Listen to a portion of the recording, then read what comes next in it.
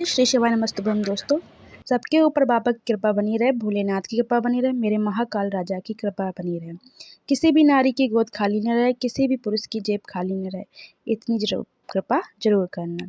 प्रदोष, जैसा कि आप सब लोग जानते हैं, 27 जून को प्रदोष पड़ रहा है और यह शनिवार के दिन ही मिल रही है आपको। शनि प्रदोष हमारे जीवन में संतान, सुख, वैभव आदि लाता है, तो आपको यह मौका हाथों से जाने नहीं देना है। अगर निसंतान है, हम आपसे कहेंगे तो आपसे बन जाए, जो भी उपाय आपसे बन जाए, आप उन उपायों में से कोई भी एक उपाय अवश्य कर लीजिएगा। प्रदोष के काल ये उपाय प्रदोष काल में ही सारे करने हैं। जो आपसे बन पाए आप उनमें से कोई भी छोटे मोटे उपाय आप करिए, प्रदोष काल में ही करना है आपको। प्रदोष काल में बहुत ही विशेष माना जाता है। इस बार जो प्रदोष है शनि प्रदोष है। शनि की प्रदोष बहुत ही संतान सुख के लिए लाभकारी होती है। आपको कोई भी दिक्कत परेशानी जीवन में है तो निश्चित ही समाप्त हो जाएगी। फिर भी हम कहेंगे, अगर आप उपाय तो कर रहे हैं, साथ में डॉक्टर को भी दिखाते रहें, भोले बाबा पर विश्वास बनाए रखें और अपना उपायों को करते रहें। भोलेनाथ जरूर प्रसन्न होंगे और अपनी आप पर कृपा बनाए रखेंगे। आपकी एक दिन गोद जरूर भरेगी। इसलिए आपसे जो भी उपाय बनते हैं शिवालय भोले बाबा के जाते रहिए और जो भी उपाय बनते हो आप उनको करते रहिए।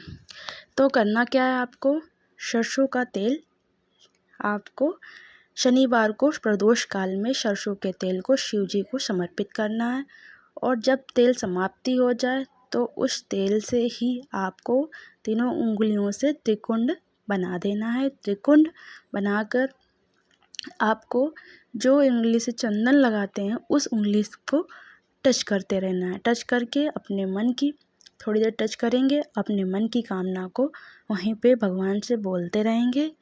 और जब भी आपको शिव जी पर जो तेल चढ़ाएंगे तब आपको श्री शिवाय नमस्तुभ्यम जरूर बोलना है।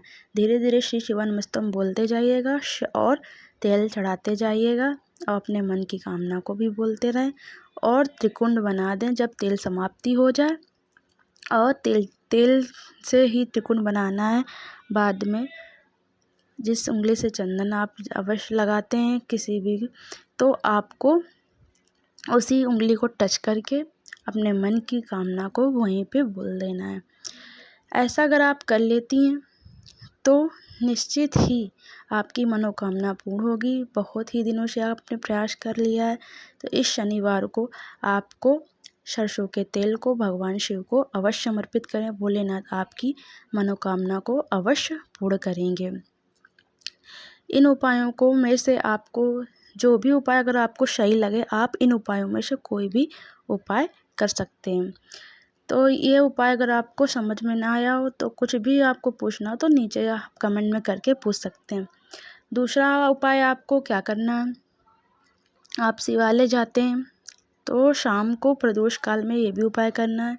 एक धतूरा ले लेना है और एक आका, धतूरा और एक आका। धतूरा शिवलिंग पर समर्पित करना है। जो आका लेके गए उसे अशोक सुंदरी की जगह पे समर्पित करना है। जब धतूरा समर्पित करेंगे और आका अशोक सुंदरी की जगह पर समर्पित करेंगे, किस नाम से, चंद्रमौलीश्वर महादेव के नाम से आपको आका समर्पित करना है। और अपने तीनों उंगलियों को जहाँ पे अशोक सुंदरी का में आपने छत्र चढ़ाया वहीं पे आपको स्पर्श करना है और अपने मन की कामना को बोलते जाना है। फिर ये उपाय आपको करना है और साथ में ही अगर आप डेली प्रदोष काल में एक बार डेली नहीं कर पाते हैं या हफ्ते में भी नहीं कर पाते हैं आप, तो पार्थिव शिवलिंग का निर्माण प्रदोष में या शिवरात्रि में एक बार अवश्य कर लीजिएगा।